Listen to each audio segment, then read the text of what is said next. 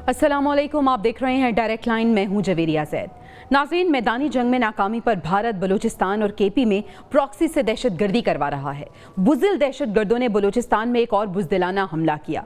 खुजदार में 0 पॉइंट के करीब स्कूल बस को धमाके से निशाना बनाया गया, जिसमें 3 तालिबात समेत 5 अफराद शहीद और मुतअद्दिद जख्मी हो गए। ये बुज़दिलाना हमला, जिसकी मनसूबाबंदी दहशतगर्द रियासत भारत में की गई, बलूचिस्तान में भारतीय प्रॉक्सीज ने इस भयानक मंसूबे को अंजाम दिया। भारतीय प्रॉक्सीज कलदम BLA और BLF भारत के एमा पर मासूम बच्चों को निशाना बना रही है। ISPR की जानिब से वाज़ेह किया गया है कि बुज़दिलाना हमला था, जिसके मंसूबा साज, सहूलतकार और हमला आवरों को जल्द इंसाफ के कटहरे में लाया जाएगा। सदर मुमलिकत आसिफ अली ज़रदारी और वज़ीर आज़म मोहम्मद शहबाज शरीफ ने खुजदार में स्कूल बस पर भारतीय सरपरस्ती में काम करने वाले दहशतगर्दों के इस बुज़दिलाना हमले की शदीद अल्फाज में मजम्मत की। वफाकी वज़ीर दाखिला मोहसिन नकवी और वज़ीर आला बलूचिस्तान ने भी इस वाक़े की मजम्मत की है, इसको कंडेम किया है। वज़ीर आला बलूचिस्तान ने कहा है कि भारतीय दहशतगर्दी की पहले से इंटेलिजेंस इत्तलात तो थी, लेकिन तवक्को ये नहीं की गई थी कि बुज़दिल दुश्मन मासूम बच्चों को निशाना बनाएगा, लेकिन बच्चों के खून का बदला लिया जाएगा। इसी तनाजुर में वज़ीर आज़म और फील्ड मार्शल आसिम मुनीर आज कोयटा का हंगामी दौरा करेंगे। जख्मी होने वालों की अयादत भी की जाएगी। पैनल के सामने सवाल ये रखेंगे कि बुज़दिल दहशतगर्दों ने हमेशा सॉफ्ट टारगेट चुना है और इस बार भी उन्होंने सॉफ्टेस्ट टारगेट को निशाना बनाया। क्या इसी तरह भारतीय एमा पर बलूचिस्तान और केपी के अंदर प्रॉक्सी दहशतगर्दी का सिलसिला चलता रहेगा, या वक्त आ गया है कि इनका कला कमा किया जाए? आज की दूसरी स्टोरी में हम बात करेंगे वज़ीर आज़म शहबाज शरीफ साहब की, जिन्होंने कहा है कि भारत से कश्मीर, पानी, तिजारत और दहशतगर्दी पर बात होगी। और प्रोग्राम के आखिरी हिस्से में गजा की सूरत हाल को डिस्कस करेंगे। गजा की नाकाबंदी पर बरतानिया ने इसराइल के साथ तिजारती मुज़ाकरात मुअत्तल कर दिए हैं। कनाडा और फ्रांस ने भी इसराइल के खिलाफ ठोस इक़दामात और पाबंदियां आयद करने की धमकी दी है। पाकिस्तान ने इसराइली जारहियत की मसम्मत की है, नस्लकशी मुहिम ख़त्म करने का मुतालबा किया है, जबकि अमरीका की सेनेट कमेटी ने भी गजा में नस्लकुशी रोकने का मुतालबा किया है। लेकिन इसराइल के कानों पर जूं तक नहीं रेंग रही। वो ये कह रहा है कि इसराइल की मुखालफत में बरतानिया अगर मईशत का नुकसान चाहता है तो उसकी मर्जी है, और साथ ही साथ ये भी कह रहा है कि बैरूनी दबाव इसराइल को उसके मकासद के हुसूल से नहीं रोक सकता। आज के डिस्कशन का आगाज करते हैं। पैनल का तारुफ आपसे करा देती हूँ। आज के डिस्कशन के लिए मोहम्मद दिल साहब हमारे साथ मौजूद हैं। स्टूडियोज़ में नसीर वागा साहब ने हमें ज्वाइन किया है। ब्रिगेडियर हारिस नवाज साहब भी हमारे साथ मौजूद होंगे, और इसके साथ साथ हफीजुल्लाह नियाज़ी साहब भी हमें आज ज्वाइन करेंगे। आगाज़ करते हैं। आदिल साहब, बुज़दिल दहशतगर्दों ने हमेशा की तरह इस बार भी सॉफ्ट नहीं बल्कि सॉफ्टेस्ट टारगेट को चुना है, मासूम बच्चों को निशाना बनाया है, स्कूल वैन को निशाना बनाया है। आप क्या समझते हैं? वज़ीर आला बलूचिस्तान कह रहे थे कि इंटेलिजेंस इत्तलात तो थी कि इस तरह की कोई कार्रवाई हो सकती है, लेकिन बच्चों को निशाना बनाना ये कितना बुज़दिलाना एक्ट है और इसकी किस तरह से मजम्मत करेंगे आप?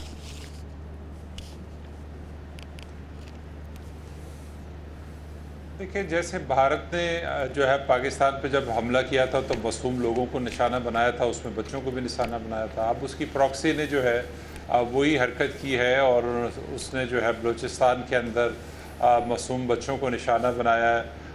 तो ये मामला आप ये देखें कि जब से जंग हुई है भारत के साथ और उसमें उसको शिकस्त का सामना करना पड़ा है, उसके बाद से सोशल मीडिया पर मुसलसल धमकी अमेज़ जो मैसेजेस हैं वो आ रहे थे कि बलूचिस्तान में जो है इसका जवाब दिया जाएगा। इसका मतलब ये है कि भारत को शिकस्त हुई और अब उसकी प्रॉक्सीज जो है वो बलूचिस्तान के अंदर सरगर्म हो चुकी है। वो जो उनके ख़ारजी जो उनकी फंडिंग के साथ सारे मामलात को लेके चल रहे हैं, हम अफ़गानिस्तान के बॉर्डर से ले पाकिस्तान के अंदर दरअंदाज़ी कर रहे हैं। तो ये सिलसिला पाकिस्तान के ख़दशात तो पहले से हैं और ये अब सिलसिला यकीनी तौर पर बढ़ेगा। और यही मौका है कि पाकिस्तान जो है वो आलमी सतह पर जहाँ पर जंग के हवाले से बात कर रहा है, वहाँ पे जो भारत की ये दहशतगर्दी के जो मामलात हैं इसको टेकअप करे, जो भारत के ख़िलाफ़ एविडेंस हैं वो पूरी दुनिया के सामने पेश करे। 21 से ज़्यादा दहशतगर्द मराकज़ हैं राजस्थान के अंदर जो पाकिस्तान में दहशतगर्दी में जो मुलव्वस लोग हैं उनको वहाँ पे तरबियत दी जाती है। तो इतना कुछ पाकिस्तान के पास एविडेंस है। अब पाकिस्तान को जो है वो इसको ऊपर बैकफुट पे नहीं जाना चाहिए, इसको फ्रंट फुट पे जाकर इसको देखना चाहिए। दूसरी जो इम्पोर्टेंट चीज़ है कि जब इस तरह का कोई हादसा होता है, प्राइम मिनिस्टर और जो है आर्मी चीफ या फील्ड मार्शल जो है वहाँ पर पहुँच जाते हैं। अभी भी प्राइम मिनिस्टर और वो मौजूद हैं, लेकिन अब वक्त है कोई फैसला करने का। आप एक तरफ दहशत गर्दी का शिकार है, बलोच जो अलहदगी पसंद है मुसलसल हमले आप पे कर रहे हैं और आप कहते हैं कि वहाँ पे कोई ऑपरेशन नहीं होना। अब ऑपरेशन नहीं होना तो कब होना ऑपरेशन? उनके बारे में कोई फैसला करें। देखें, दहशतगर्दी, इसमें कोई दो राय नहीं है कि वहाँ पर जो दहशतगर्दी है उसकी कैटेगरी मुख्तलिफ है, जो KPK में जो सूरत हाल है। तो आप उसके हिसाब से जिनसे बात करनी है उनसे बात करें, जिनके खिलाफ एक्शन लेना उनके खिलाफ एक्शन बिल्कुल ऐसे। इससे पहले भी जब बलूचिस्तान में इस तरह के वाक़यात पेश आ रहे थे तो यही हम बात कर रहे थे कि अब वक्त आ गया है एक्शन लेने का। वाक़ई साहब, कितना ज़्यादा ख़तरनाक है कि भारत की प्रॉक्सीज पाकिस्तान में मौजूद हैं और इस तरह की घटिया और बुज़दिलाना कार्रवाइयों में वो मुलव्वस हैं? एक तो हमें ये बात जहन में रखनी चाहिए कि इन घटिया दहशत गर्दों का ना कोई दीन है, ना कोई मज़हब है, ना कोई ईमान है और ना ही इनके अंदर दिल है। एहसास नाम की चीज़ तो बहुत दूर की बात है। अब भारत ने जो अभी हाल ही में ताज़ा ज़ख्म खाया है उसको अब इस तरह बदला ले रहा है वो पाकिस्तान से कि इस तरह की दोबारा घटिया हरकतों पर उतर आया है। ये दुश्मन एक तो छुपा हुआ है और दूसरा घटिया दुश्मन है। देखिए, बच्चों की बस पे हमला करना, मेरे ख्याल में दुनिया का कोई भी मुल्क शायद इसको किसी भी तरह नहीं सोचेगा कि ये बात तो बहुत बड़ी ज़्यादती, ये तो इंतहा है कि आप अपने मुल्क के अंदर हम कैसे बर्दाश्त कर सकते हैं। जैसे आदिल साहब ने कहा है, अब मजम्मत करने का वक्त गुजर चुका, अब बार बार मजम्मतें छोड़ें। अब मेरा ख्याल है फैसला करने का वक्त आ गया है। हमें डिसाइड करना चाहिए कि हमने दहशत गर्दों के खिलाफ क्या करना है और हमने किस लेवल पे ऑपरेशन करना है। अब कोई भी कॉम्प्रोमाइज़ मत करें, मत सोचें कि कोई सियासी कॉम्प्रोमाइज़ होगा या कोई और तरह का इनको कोई कदम उठाना पड़ेगा। जो लोग भी इन चीज़ों में शामिल हैं, दहशत गर्दी में शामिल हैं, मुल्क को तबाह और बर्बाद करने में शामिल है, हमारे मुल्क के बच्चे, हमारे मुल्क का एक एक शख्स इतना कीमती है कि मेरा ख्याल है इस पे किसी किस्म का कॉम्प्रोमाइज़ करना हमारी ना तो हुकूमत के लिए ये कोई मुनासिब होगा। वैसे तो हुकूमत कॉम्प्रोमाइज़ तो नहीं कर रही, लेकिन वो जो बार बार मुज़म्मतों की बात है ना, हम कई सालों से मुज़म्मतें सुनते बिल्कुल ऐसी। अब इससे बात आगे बढ़नी चाहिए। ब्रिगेडियर साहब, ये कहा रहा है कि इंटेलिजेंस इत्तलात थी भारतीय दहशतगर्दी की, लेकिन एक्सपेक्ट नहीं किया जा रहा था कि इस हद तक गिर जाएंगे ये दहशतगर्द। स्कूल बस पे हमला करके जिंदगी की इन्होंने इंतहा कर दी है।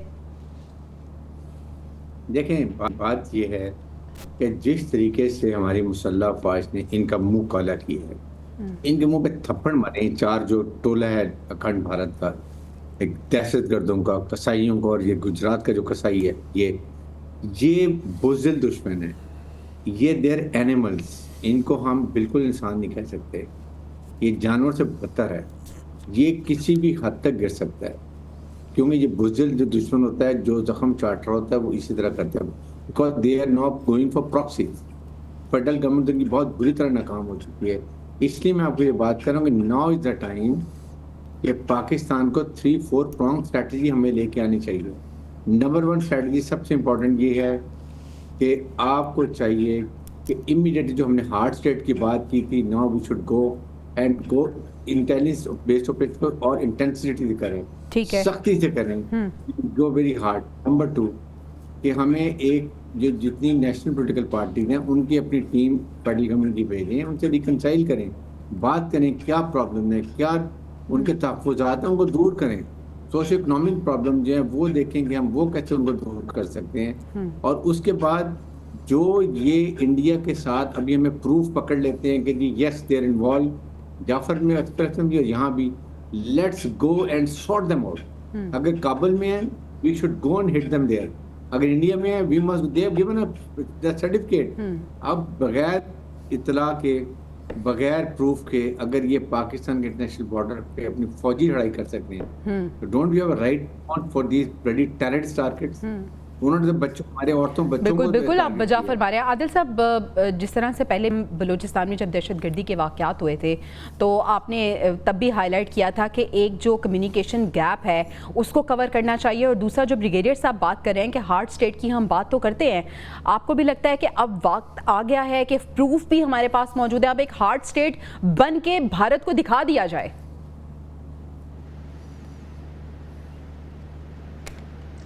دیکھیں آرمی چیف نے کچھ دن پہلے جو کنونشن میں خطاب کیا تھا، انہوں نے کہا تھا کہ مٹھی بھر جو دہشت گرد ہیں بلوچستان کے اندر وہ پاکستان سے بلوچستان کو نہیں چھین سکتے. تو بالکل صحیح کہا تھا، لیکن وہ ہم پہ زخم لگائے جا رہے ہیں، ہم زخم برداشت کیے جا رہے ہیں. ان کے جو پشپنائی کرنے والے ہیں وہ جو بھی ہیں XYZ جو بھی ہیں، ان کو اگر بیرونی کہیں سے امداد مل رہی ہے، چاہے وہ بھارت سے مل رہی ہے، چاہے افغانستان کے ساتھ مل رہی ہے، تو اس کے اوپر کوئی کمپرومائز اب نہیں ہونا چاہیے. جیسے بریگیڈیئر صاحب نے کہا کہ ہارڈ اسٹیٹ آپ بات کرتے تو پھر ہارڈ اسٹیٹ والا رویہ بھی اختیار کریں نا. پھر کیوں کمپرومائز کر رہے ہیں چیزوں کے اوپر کہ بلوچستان میں آپریشن نہیں ہوگا؟ اور آپ وہاں پر ایکشن لیں، آپ ان کے ساتھ جن کے ساتھ بات کرنی ان کے ساتھ بات کریں. آپ ایک طرف دیکھیں نا کہ چائنا نے ایک رول پلے کیا ہے افغانستان کے ساتھ ہمارے معاملات ٹھیک کرنے کے لیے، اور چائنا کے اندر ہی جو ہے ہمارے ڈپٹی پرائم منسٹر کے ساتھ مذاکرات ہوئے. تو وہ ٹھیک ہے، آپ بات چیت کریں، لیکن وہ علاقے جہاں پر یہ دہشت گرد موجود ہیں وہاں پر اگر بھارت پاکستان کے اندر ان حملوں کو جواز بنا کر حملہ کر سکتا ہے تو پاکستان اس طرح کا اقدام کیوں نہیں اٹھا سکتا ہے؟ وہ چاہے بھارت کے اندر ہو چاہے افغانستان کے اندر ہو. کہ اگر کوئی مسلسل پاکستان کے اندر کوئی در اندازی کر رہا ہے، پاکستان کے اندر جو ہے وہ دہشت گردی کر رہا ہے، پاکستان کے اندر جو ہے وہ معصوموں کو نشانہ بنا رہا ہے، تو اب ہمارا بھی رائٹ ہے کہ ہم اپنے عوام کے تحفظ کے لیے وہ تمام اقدام اٹھا سکیں جو ان کے ملک کی سلامتی کے لیے ضروری ہیں. تو اب دیکھتے ہیں، حکومت نے ظاہر سی بات ہے انڈیا کے خلاف تو ہم نے جنگ جیت لی ہے، اب اس کی پراکسیز کی باری ہے کہ ان کو کس طرح سے ان کا خاتمہ کرنا ہے. آپ آرمی چیف اور پرائم منسٹر وہاں پہ ہیں تو ایک ڈیسیجن لے کے جو ہے وہ ہمیں جو ہے وہ آگے بڑھنا چاہیے. اور جو بھی واقع صاحب، آپ کو کیا لگتا ہے ڈیسیجن میکنگ میں اتنی تاخیر کیوں کی جا رہی ہے؟ کس چیز کا انتظار کیا جا رہا ہے اور ہارڈ اسٹیٹ بن کے کیوں نہیں دکھایا جا رہا، اپنے بیہیویئر سے کیوں نہیں شو کیا جا رہا دشمنوں کو؟ دیکھیے، چاہے BLA ہو چاہے BLF ہو، میرا خیال ہے اب وہ وقت سچ مچ پہنچ گیا ہے کہ جب ایک سخت ایکشن کی ضرورت ہے. اور اگر اب بھی یہ ایکشن نہ کیا گیا، اگر اب بھی ہمارے انٹیلیجنس اداروں نے وہ جو صحیح دہشت گرد ہیں ان کو سامنے لا کر سزا نہ دی، تو میرا خیال ہے پاکستان کا مزید نقصان ہوتا جائے گا. آپ دیکھیے کہ اس وقت پوری دنیا کے اندر جو امیج بن رہا ہے ایک جنگ جیتنے کے بعد، یہ جو اس طرح کے دہشت گردوں کے حملے ہیں، ان سے پاکستان کا امیج دنیا میں خراب ہو رہا ہے. میرا خیال ہے کہ اب ذرا بھی وقت ضائع نہیں کرنا چاہیے. اب حکومت کو 1 سٹیپ نہیں 5 سٹیپس آگے آ کر ان کا کلا کما کرنا چاہیے اور فوری ایسے ایکشنز کریں جن سے دہشت گردوں کو یہ سمجھ آ جائے کہ اب پاکستان کی حکومت جو ہے وہ کسی صورت پہ کمپرومائز نہیں کرے گی اور ہر حال میں یہ ایکشن ہوگا. دیکھیے، کب تک ہم یہ جانیں قربان کرتے رہیں گے، کب تک ہم مذمتیں کرتے رہیں گے، کب تک یہ ظلم برداشت کرتے رہیں گے؟ خدارا عوام کے اب بس سے بات باہر ہو چکی ہے. جن کی ذمہ داری ہے وہ اپنی ذمہ داری پوری کریں اور اپنی قوم، اپنے ملک کا نظام پراپر سنبھال کے اپنے لوگوں کی حفاظت کریں. یہ نہ لوگوں کو محسوس کروائیں کہ شاید انٹرنلی کوئی ہمارا نظام کمزور ہے. ایسی بات نہیں، ہمارا دشمن بالکل کلیئر ہے. آپ نے دیکھا ابھی ٹرین پر جو اتنا بڑا حملہ ہوا پھر بھی پاکستان برداشت کر گیا. کیوں بریگیڈیئر صاحب، آخر پاکستان برداشت کیوں کر رہا ہے؟ دشمن گھر کے باہر ہو تو خطرناک ہوتا ہی ہوتا ہے، لیکن اگر دشمن گھر کے اندر موجود ہو تو وہ بہت اور زیادہ خطرناک ہوتا ہے، کیونکہ وہ سارے بھید بھی جانتا ہے. تو کیوں برداشت کر رہے ہیں پھر ہم؟ دیکھیں، this is a big problem for Pakistan. pitfall system کیا ہے؟ ہم 2 ہفتے کے بعد everything we forget and we don't follow. جعفر اکثر بھول گئے. اگر جعفر فالو کیا تھا آج یہ بچوں کا انسیڈنٹ نہ ہوتا. یہ 2 ہفتے کے بعد ہم پھر بھول جائیں گے. آئی تھنک ہماری گورنمنٹ کو اس بات کا سوچنا چاہیے. وین اس سے ملٹی پرانگ، پلیز دیکھیں سوشو اکنامک پرابلم کیا ہے. لوگوں کے بے روزگاری دا مین فیکٹر جس کی وجہ سے یہ ہاسٹائل ایجنسیز ان کو اپنی لالچ میں لے آتی ہیں. کوئی بچے کے پاس جاب نہیں ہے یا فادر کے پاس جاب نہیں ہے، وہ 30-40 ہزار کہہ دیں گے یہ لو دھماکہ کر دو. Find what is the answer. یہ قومی جو وہاں نیشنل پارٹی نے پوچھیں کہ اگر کسی کے پاس زمین ہے اور اس کے پاس وہاں پانی نہیں ہے، گیو ہم سولر کو ٹیوب ویل لگا دیں، پورے علاقے کو سیراب کر دیں. اگر مویشی کی زمین نہیں تو 20 مویشی دے دیں. اس کو مین سٹریم میں لے آئیں, ان کو روزگار دیں, ان کو مصروف کریں. سیکنڈ کہ جب تک آپ یہ دیکھ لیں جعفر, اس کے بعد ہم نے کہا کون سی ٹیم گئی اسلام آباد سے, سب اسلام آباد میں بیٹھے رہتے ہیں, they don't go out. It's only chief army صاحب جو نکلتے ہیں, فوج نکلتی ہے 180 روزانہ کے آپریشن کر رہی ہے انٹیلیجنس بیسڈ. جب تک حکومت ساتھ نہیں دے گی, بلوچستان کی حکومت ساتھ نہیں دے گی, وہاں کے چیف منسٹر, ان کے منسٹر نکل کے سرداروں سے بات نہیں کریں گے. دیکھیں کون سے سردار ہے, اختر مینگل کو کیا پرابلم ہے, اچھے والے مین اسٹریم میں تھے, سی بلیک میل کر رہے ہیں. ویری جو قومی یکجہتی پارٹی جو ان کی تھی, بلوچی مرے نا, ابھی تو پنجابی نہیں ہے, سندھی نہیں ہے, بلوچی ہمارے بچے, پاکستانی بچے مرے ہیں. کیا انہوں نے کوئی اظہار تشویش کیا, کنڈیم کیا؟ برگیڈیئر صاحب, پنجابیوں کو بھی چن چن کے مارا جاتا ہے. ہم دیکھ رہے ہیں کہ اس طرح واقعات ہوتے ہیں کہ مسافر, جو معصوم مسافر نہتے مسافر جا رہے ہوتے ہیں, گاڑیوں سے نکال کے انہیں مارا جاتا ہے. عادل صاحب, بلوچستان کا جو معاملہ ہے, دیر پا حل اس کا کیسے ڈھونڈا جائے, کیا اس کا دیر پا حل ہے؟ شارٹ آنسر دیجیے گا. دیکھیں, دو تین چیزیں ہیں. ایک تو جو وہاں پر جو لوگوں کے تحفظات ہیں اس کو دور ہونا چاہیے. ٹھیک ہے. جو مسنگ پرسنز کے حوالے سے جو ہم دیکھ رہے ہیں کہ احتجاج ہو رہا ہے, تو مسنگ پرسنز کے حوالے سے پراپر قانون سازی ہو جانی چاہیے. صوبائی حکومت جو ہے وہ قانون بناتی ہے لیکن وہ پھر رک جاتی ہے, مختلف جو ہے وہ مسائل کا شکار ہو جاتی ہے. تو آپ ایک فیصلہ کر لیں. ابھی آرمی چیف نے چند دن پہلے جو ہے وہ ایک جگہ پہ بات کی تھی. انہوں نے کہا تھا کہ جب ہم دہشت گردوں کو مارتے ہیں تو ان کے جو رشتہ دار ہیں, قریبی رشتہ دار ہیں, وہ اسمبلیوں کے اندر شور مچاتے ہیں. جب ہم ان کو پکڑتے ہیں تو پھر جو لوگ, ان کی جو خواتین ہیں وہ سڑکوں پہ آ کر احتجاج شروع کر دیتی ہیں.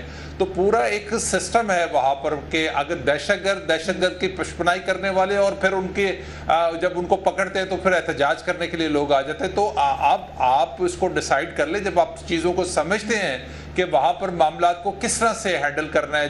جو مسنگ پرسن کا ہے اس کو مسنگ پرسن کے طریقے سے معاملات کو ڈیل کریں. جو ان کے ریزرویشنز ہیں کہ ان کو وہاں پہ جو ان کے وسائل ہیں ان کا استعمال جو ہے وہ ہو رہا ہے. ٹھیک ہے, ایک پراپر سسٹم ہونا چاہیے. واقعہ صاحب, کو لگتا ہے کہ سسٹم بنانا آسان ہے یا سسٹم بنانا بہت مشکل ہے, جس کا ابھی تک اندازہ ہی نہیں ہو رہا کہ اس کو بنانا کیسے ہے, شروع کہاں سے کرنا ہے ہم نے؟ جب تک بلوچستان کی صوبائی حکومت دل و جان کے ساتھ 100% سچائی کے ساتھ ہماری مسلح افواج اور انٹیلیجنس اداروں کا ساتھ نہیں دیتی, اور وہاں کے مقامی لوگوں کے اصل مسائل جب تک حل نہیں ہوتے, ان کو روزگار نہیں ملتا, ان کا معیار زندگی بہتر نہیں ہوتا, یہ سلسلہ اسی طرح چلتا رہے گا. دیکھنے کی بات تو یہ ہے کہ آخر وہ کون سے لوگ ہیں جو بک جاتے ہیں چند ٹکوں کے پیچھے. بھائی یہ تو بات درست ہے نا کہ ہیں تو اندر کے لوگ ہی نا جو یہ سارا کچھ کر رہے ہیں, جو مینج کر رہے ہیں, جو فیسیلیٹیٹ کر رہے ہیں, جو سہولت کاری کر رہے ہیں. تو پھر وہ لوگ کون ہیں؟ ان کو آئیڈینٹیفائی بھی کیا جا چکا ہے لیکن ان کے خلاف سخت ایکشن نہیں کیا جا رہا ہے. اب وہ وقت آ گیا ہے کہ اس وقت میں یہ بات ضروری ہے کہ آپ ایک انتہائی سخت ایکشن لیں, اور جب تک یہ سلسلہ شروع نہیں ہوگا, یہ خوف پیدا نہیں ہوگا کہ کسی کو کوئی معافی نہیں ہے, کوئی کمپرومائز نہیں ہے, یقین جانیں اس کا ایک ہی حل ہے دہشت گردی کے خاتمے کا, کہ بغیر کسی سیاسی تعلق کے, بغیر کسی اور الجھن میں گئے ہوئے, بغیر کمپرومائز, میں بار بار یہ لفظ کمپرومائز کا اس لیے بول رہا ہوں کہ بریگیڈیئر صاحب نے جیسے کہا کمپرومائز کے بغیر اپنا ایکشن لینا چاہیے. بریگیڈیئر صاحب, آپ کو لگتا ہے کہ بلوچستان کی جو صورتحال ہے, وہاں کی صوبائی حکومت اس حوالے سے جو کردار ادا کرنا چاہیے وہ کردار ادا نہیں کر رہی؟ دیکھیں, they have to put in more effort. آپ مجھے بتائیں نا جعفر ایکسپریس کیا ہوا, کس کو پکڑا, اس کے بعد آپ نے کیا ایکشن لیے, جو اس میں کمزور پائے گا, ان کمزوریاں تھی کیا کیا. آپ نے وہاں کے تحفظات سنے, آپ نے ڈاکٹر مالک کہتے ہیں جو ماڈریٹ وہاں کے لوگ ہیں کانگریس پارٹیوں کے, ان کو سنے. ان کو الیکشن میں ہار گئے سارے یہ لوگ. کیوں ہارے؟ باہر سے لا گئے لوگ, جیت گئے آگے. ان کو دیکھیں کہ کیا وجہ, بھی لوکل لوگوں کو جیتنا چاہیے. ان کو جو ہے مین سٹریم میں لے کر آئیں, M N A M P A بنائیں, آ کے ذمہ داری دیں, ٹھیک ہو جائیں گے, آگے نکل لیں گے, ان کے اپروچ سے نکل لیں گے آسٹریلین چیز کے. You need a bigger study. Balochistan is trillions of dollar کے ریزروز ہیں یہاں پر, gold, copper, oil, everything is there. دنیا کی نظروں میں کھٹک رہی ہے کہ یہ گوادر پہ جو بیس ہے ہمارا सीपैक का बिल्कुल ऐसा ही है। 18 मीटर की गहराई है वहाँ की, इसलिए everybody so be very clear about it. It is on the focus of the world. We have to very careful. इसके लिए बलोचिस्तान we can't afford कि ये कोई प्रॉब्लम हो आज पकड़ने तक। ठीक है ब्रिगेडियर साहब, आपका पॉइंट आ गया। Thank you so much for your time. नाज़रीन, अभी हमें ब्रेक पे जाना है, ब्रेक से वापस आएंगे तो बात करेंगे कि वज़ीर आज़म कह रहे हैं कि भारत से 4 नुकात पर बात होगी। वो कौन से नुकात हैं, डिस्कस करेंगे ब्रेक के बाद। Stay with us. Welcome back नाज़रीन। वज़ीर आज़म शहबाज शरीफ साहब कह रहे हैं कि भारत के साथ 4 नुकात पर बात होगी। वो नुकात हैं कश्मीर, पानी, तिजारत और दहशतगर्दी। आदिल साहब, आपको लगता है इस तमाम सूरत हाल के तनाजुर में भारत बातचीत पे आमादा हो जाएगा या बात अब इससे आगे निकल चुकी है?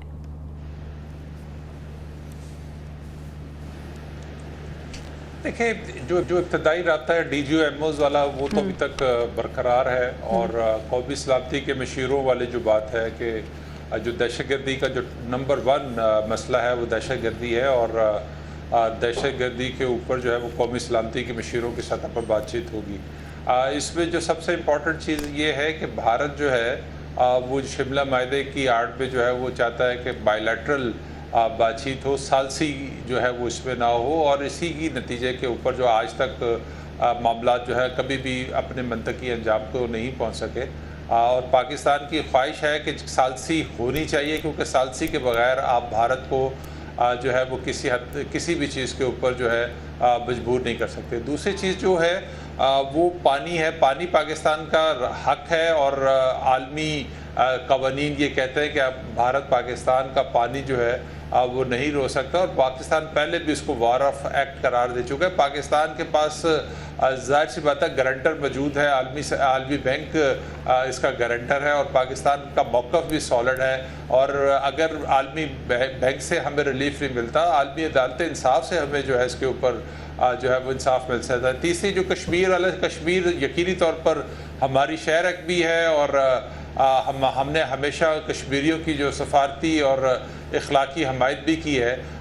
तिजारत के मामलात पाकिस्तान में ऊपर नीचे होते रहते हैं। तिजारत होने से दोनों मुल्कों के दरमियान फ़ायदा भी हो सकता है। तो पाकिस्तान की ख्वाहिश हमेशा से रही है कि बातचीत के ज़रिए जो है वो मामला हल होने चाहिए। जंगे जो है वो किसी भी मसले का हल नहीं है। पाकिस्तान की तो आदिल साहब, पाकिस्तान तो अपनी ख्वाहिश का इजहार किया है और हमेशा से पाकिस्तान अमन चाहता है, बातचीत पे जोर देता है, लेकिन वाग़ साहब, भारत इस काबिल है कि वो बातचीत करे? और ये तमाम जो सूरत हाल है इसके तनाजुर में, और अभी जो क्रिएट कर रहा है भारत यहाँ पे सिचुएशन, उसके बाद आपको लगता है कि भारत मानेगा बातचीत पे?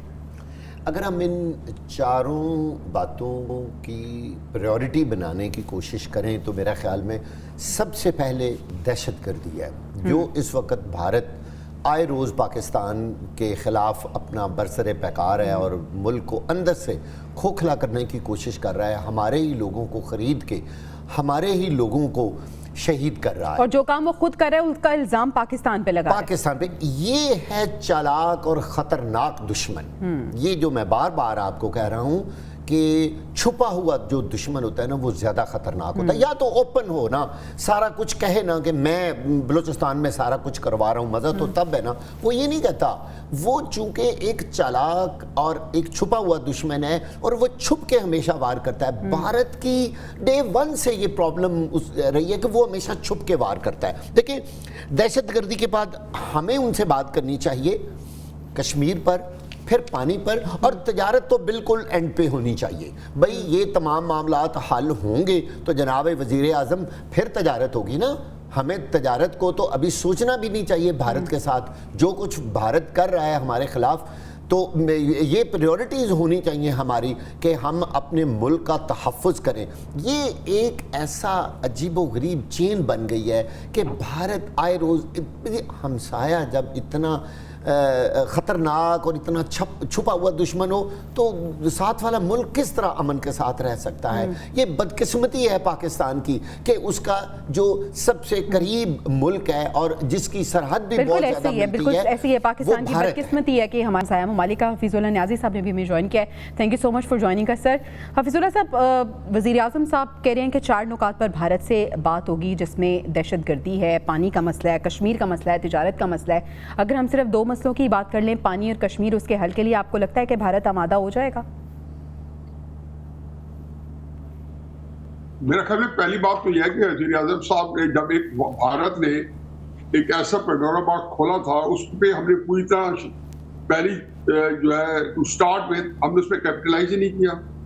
مثلاً شملہ معاہدہ کے تحت ہمارے سارے ایشو بائی لیٹرل ہونے تھے. اس سے جب پانی کا مسئلہ جو ہے یک طرفہ طور پہ جو بالکل نہیں کر سکتا تھا، غیر قانونی طور پہ ختم کیا. اور پھر جب کہ انٹرنیشنل میڈیشن جو اس کے درمیان میں آ گئی، ٹرمپ صاحب کی طرف سے ٹویٹ آ کے انہوں نے میڈیشن کرانے کے لیے کہا، تو پھر اس کے بعد میرا خیال ہے ہمیں اس کے اسی بات پہ انسسٹ کرنا چاہیے تھا کہ ہم بھارت کے ساتھ اکیلے نہیں بیٹھتے، ہم کوئی بات نہیں کرتے. یا تو ایسا مسئلہ ہے کہ کوئی ہمارے پاس بھی کوئی ایسی کوئی ویکنیس ہے یا ہمارا کوئی ویک ایریا کہ جس کی وجہ بھارت کے سامنے ہم پھر اس کے دبدبے اور روپ کے اندر ساری باتیں کر رہے ہیں، تو بھی قوم کے سامنے لانی چاہیے. لیکن یہ تو نہیں ہونا چاہیے کہ ہم یہ بھی بتائیں کہ ہم نے فتح مبین منا رہے ہیں، اور یہ بھی کہیں کہ جی بھارت نے منت تلے کر کے جنگ بندی کرائی ہے، اور یہ بھی بتا دیں کہ جی بھارت نے جب شملہ معاہدہ کو اس کو پانی کا معاہدہ جب برطرف کیا تو ہم نے تو یہاں سے اس وقت ہی کہہ دیا تھا کہ آج سے شملہ معاہدہ بھی ختم ہو گیا. یہ اس میں ہمیں پھنسایا ہوا تھا. اس وقت ہم نے کسی خاص صورتحال میں ہم نے شملہ معاہدہ کیا تھا جس کے اندر ہمارے 90,000 قیدی تھے، اور جنگی قیدی تھے بھارت کے پاس، تو اور کئی مسائل تھے. وہ سارے جب ہم نے یہ وہاں پہ بمشکل ہم کشمیر کا نام لکھوانے میں کامیاب ہو گئے تو اب وہ ختم ہو گیا. تو اس کو بجائے اس کے کہ وہ دوبارہ پھر وہی ہو کہ جی دونوں بات کریں گے آپس میں اور تیسرے ملک کو انوالو نہیں کریں گے. جو آج مجھے میرے سامنے آئے جو وزیر اعظم صاحب کی سے مجھے سمجھ آئی ہے. اور ساتھ میں ایک اور بات کی کہ جی یہاں پہ وہی ڈھاک کا دو پات کہ جی جو ہمارے سیکورٹی ایڈوائزر ہیں دونوں طرف کے، وہ آپس میں وہ بیک چینل ڈپلومیسی کریں گے. بھائی اس وقت تو آپ کو کھل کے ملنا چاہیے تھا، جیسے 1966 کے اندر تاشکند میں جنرل ایوب خان اور انڈین پرائم منسٹر شاستری جو تھے وہ وہاں پہ ملے تھے.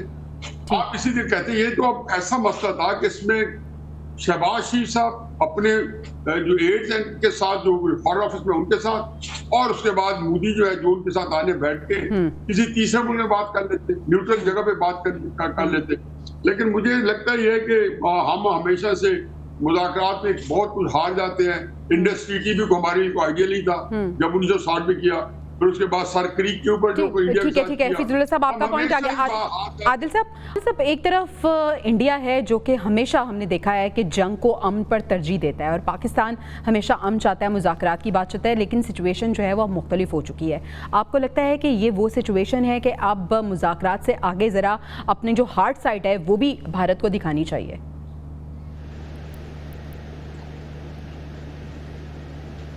دیکھیں میں نے تو کہا کہ پاکستان کے پاس تو بہت نادر موقع ہے جو بھارت ریاستی دہشت گردی جس نے کی ہے. جب آپ دہشت گردی کے معاملے پہ بات چیت کریں گے تو آپ کے پاس تو کینیڈا کی مثال موجود ہے، آپ کے پاس امریکہ کی مثال موجود ہے، آپ کے پاس برطانیہ کی مثال موجود ہے.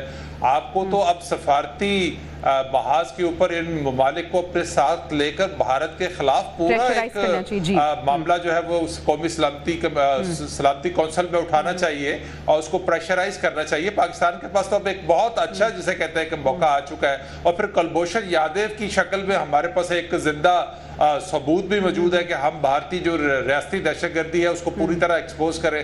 تو اب پاکستان نے جس طرح سے ایفرٹ کی ہے، جس طرح سے ہم نے دیکھا کہ جنگ کے دوران جس طرح سے ایک سفارتی محاذ پر ایکٹیو رول پلے کیا گیا، تو آنے والے دنوں کے اندر بھی اس قسم کا اگریسو اپروچ کے ساتھ لگتا ہے کہ پاکستان کو معاملے کو لے کے چلے گا. اور پانی والے معاملے پہ تو پاکستان کو کسی قسم کا کوئی کمپرومائز نہیں کرنا چاہیے. بالکل ایسے ہی ہے واقعہ صاحب، موقع بھی دستور بھی ہے، لوہا بھی گرم ہے، تو کاری ضرب کیوں نہیں لگائی جا رہی؟ دیکھیں پانی جو ہے وہ پاکستان کی زندگی ہے، یہ اس پہ تو کوئی دوسری رائے نہیں ہے. اب دیکھنا یہ ہے کہ جو ہمارے سفارتی وفد ہیں جن میں بڑے بڑے قابل لوگ شامل ہیں، دیکھتے ہیں کہ وہ پاکستان کی نمائندگی کر کے بھارت کو کس طرح دہشت گرد ملک ثابت کرتے ہیں. یہ بات بالکل درست ہے کہ اس وقت بھارت نے دنیا کے مختلف ممالک میں ان کے بہت سارے جو باشندے ہیں انہوں نے جو دہشت گردی کی ہے، اور اس وقت بھارت کے خلاف लोहा गर्म है और भारत को दहशत गर्द करार देने के बाद कोई भी मुल्क उसकी हमायत में नहीं है। बिल्कुल आप ऐसे ही पूरी है। दुनिया में देख लें, इस वक्त भारत को हर शख्स, हर मुल्क ही दहशत गर्द करार दे रहा है। तो फिर पाकिस्तान के पास तो ये बड़ा नादर मौका है, आए मैदान में उनको साबित करें और कहें कि ये सारा जुल्म कर रहे हैं और बर्बरियत कर रहे हैं। एक तरफ पानी रोक रहे हैं, कभी कश्मीर में टांग अड़ा लेते हैं, कभी बलूचिस्तान के अंदर। तो अब और क्या सबूत चाहिए? हमारी मुसल्लह अफवाज और हमारे इदारों ने वो तमाम रिकॉर्डिंग्स सुनवा दी हैं। अभी DGISPR ने हाल ही में जो इतनी बड़ी प्रेस कॉन्फ्रेंस की बिल्कुल ऐसे और ही है, उसमें सारे सबूत बिल्कुल बिल्कुल ऐसे है। हफीजुल्लाह साहब, अगर पाकिस्तान को रिजिड अप्रोच अपनानी चाहिए, वक्त की जरूरत भी है, तो फिर रुकावट कहाँ है? मैं आपकी बात सवाल ही समझा, क्या वक्त की न्याजी जरूरत है? कौन सी अप्रोच? न्याजी साहब, अगर पाकिस्तान को इस वक्त रिजिड अप्रोच अपनाने की ज़रूरत है, अपने आप को एक हार्ड स्टेट जाहिर करने की ज़रूरत है भारत के सामने, तो फिर कहाँ पे ऐसी हमारे अंदर क्या कमी है और क्या प्रॉब्लम क्या है जो हम अभी भी बातचीत के हवाले से बात कर रहे हैं? देखिए, बहुत सारी चीजें ज़ाहिर है हमारे इल्म में नहीं है। हमें तो एग्जैक्टली अभी तक ये नहीं पता कि जो जंगबंदी हुई है वो किन हालात में हुई है। हमें जो बताया गया है, वो हमने मेनूआन मान लिया है कि प्रेसिडेंट ट्रम्प या मार्को रूबियो का फोन आया था और उन्होंने कहा था जी भारत जंगबंदी के लिए गुजारिश कर रहा है, मिन्नतें कर रहा है, भीख मांग रहा है। तो भीख मांगने वाली जो नाको मोदी ने उसके बाद तकरीर की और साथ एक जो है जिसको कहना चाहिए कि कोई साफ अल्फाज में नहीं, गोल मोल अल्फाज में कि कश्मीर पे भी आप बात होगी। देखें, ये मौके होते हैं कि आप इसके ऊपर दो जो है मौका इख्तियार करते हैं। भारत जो है वो इसका जो कुछ हो चुका है वो अगर ये समझता है, और वो मेरा ख्याल है वहां पे एक तासुर है कि उनको कम से कम ये तो कामयाबी नहीं हुई ना कि वो पाकिस्तान को तबाह बर्बाद करके और नीचा दिखा के और फतह के झंडे गाड़ना चाहता था। ये तो नहीं हुआ ना। ये तो इसमें भारत को तसल्ली हो गई है कि ना कराची जो फतह हुआ है, ना इस्लामाबाद बर्बाद हुआ है, ना लाहौर के अंदर कोई जो है पोर्ट तबाह हो गया, जिसको कह रहे हिंदुस्तान ने कब्जा हुआ है, सब कुछ तबाह हो गया। बाकी अभी तक उन्हें हिसाब दिया ही नहीं है।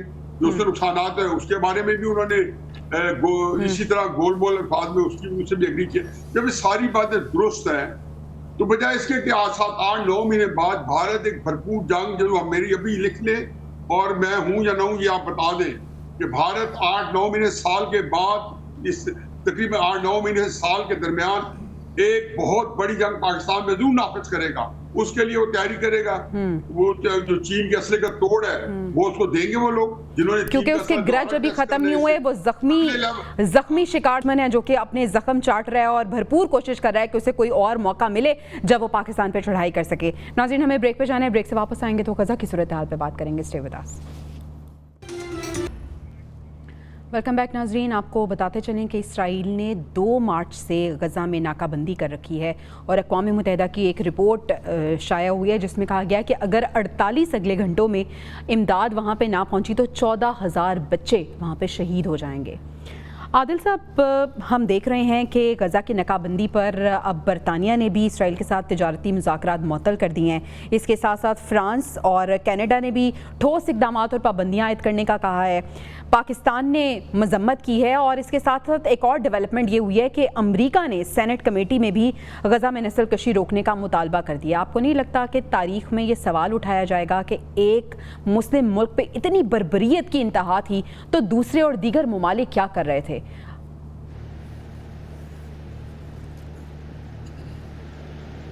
देखिए, इस वक्त जो शर्म का मुकाम है वो तो बाकी मुस्लिम ममालिक जी जो ट्रम्प को बुला के जो है उसकी मेज़बानी करते रहे हैं। ट्रम्प अगर चाहे तो कैसे मुमकिन नहीं है कि इसराइल जो है वहाँ पर जंगबंदी भी कर दे और वहाँ पर जो इमदाद उसने रोकी हुई है वो जारी भी हो जाए। तो ये सारा का सारा इस सारे सिनेरियो के पीछे अमेरिका है। वो कहता कुछ है, करता कुछ है, दिखाता कुछ है। पाकिस्तान के मामले में तो उन्होंने बाई हुक बाई कुक उन्होंने जंगबंदी करवा दी, तो वो इसराइल के मामले में और फ़लस्तीन की जो मज़लूमियत है उसको नज़र क्यों नहीं आती? वो क्यों नहीं وہ کروانا چاہتا اسی وجہ سے وہاں پہ اس طرح کی صورتحال ہے. اس میں جو سب سے امپورٹنٹ رول ہے وہ 3 ملک کر سکتے ہیں, سعودی عرب, قطر اور UAE, لیکن ان کے اپنے مفادات ہیں, وہ اپنے مفادات کی وجہ سے وہ خاموشی انہوں نے کی ہوئی ہے. شام کے معاملے میں آپ دیکھیں کہ انہوں نے فیصلہ کروانا تھا جو شام کے موجودہ جو سربراہ ہیں وہ ان کو پہلے امریکہ نے دہشت گرد قرار دیا ہوا تھا, لیکن ان ملکوں کی سفارش کے اوپر جو ہے وہ دہشت گردی کا لیبل بھی ان پہ سے ہٹ گیا اور ان کے ساتھ دوستی بھی بالکل ایسے. نیازی صاحب, مسلم ممالک خاموش تماشائی بنے ہوئے ہیں اور ہم دیکھ رہے ہیں کہ اسرائیلی بربریت جو ہے وہ اپنی انتہا کو پہنچ چکی ہے, اور اسرائیل اب کہہ رہا ہے کہ اگر اپنی معیشت خراب کرنی ہے برطانیہ نے تو ایسا کر لے, اور وہ یہ بھی کہہ رہا ہے کہ جو بھی دباؤ یا پریشر ہمارے پہ ڈالا جا رہا ہے, جو یورپی ممالک ہم دیکھ رہے ہیں کہ ڈال رہے ہیں, وہ کہہ رہے ہیں اس سے بھی ہمیں کوئی فرق نہیں پڑے گا. لیکن مسلم ممالک کا کردار کس طرح سے دیکھتے ہیں آپ؟ دیکھیں جی, اسرائیل تو ایک بدمست سانڈ کی حیثیت سے وہاں پہ دندناتا پھر رہے اور رونتا پھر رہے. وہ ایک بالکل وحشی ایک جانور بنا ہوا ہے. اب وہ کہتے ہیں نا کہ جی ہے جرم ضعیفی کی سزا مر کے وفا جات. یہاں بیٹھے کیا یہ نام کے ملک کیا بندہ کیا کہ ان کو کہے, ان کے لیے کم سے کم بھی بندہ کہہ سکتا ہے تو یہی کہہ سکتے ہیں بغیرت ہے, کوئی بات ہے. یہ فلسطین کا مسئلہ جو تھا یہ انہی کے تو سینے پہ مونگ ڈلنے کے لیے انہوں نے سارا پیدا کیا.